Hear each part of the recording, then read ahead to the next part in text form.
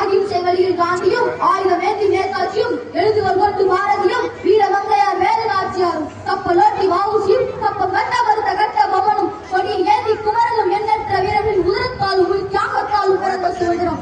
உங்களின் ரத்தத்தை கொடுங்கள், நான் உங்களுக்கு விடுதலை தருகிறேன் நேதாஜியும், சுதந்திரம் என் பிறப்புரிமை அடையே தீர்வேன் என பாலகங்கா திலகரும், புரட்சி வாழ்க என பகத்சிங்கும் போன்ற பல தலைவர்கள் முக்கிய பங்காற்றியுள்ளனர். அறவழி போராட்டத்திலே உச்சமடைந்ததை தொடர்ந்து ஆங்கிலேயர்கள் இந்தியாவிற்கு சுதந்திரம் அளிக்க முன்வந்தனர்.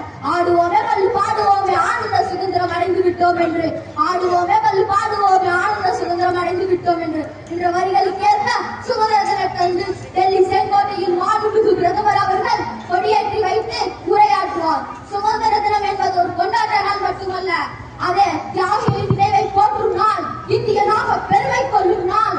சுதந்திர போராட்ட தியாகிகளுக்கு நாம் செலுத்தும் உண்மையான அஞ்சலி வலிமையான வளமான அமைதியான இந்தியாவை உருவாக்குவதே ஆகும். ஜாதி மத வேறுபாடு ஒழித்து குடியரசின் தாயின் பாதம் பணிந்து பாரத தாயை நேசிப்போம்.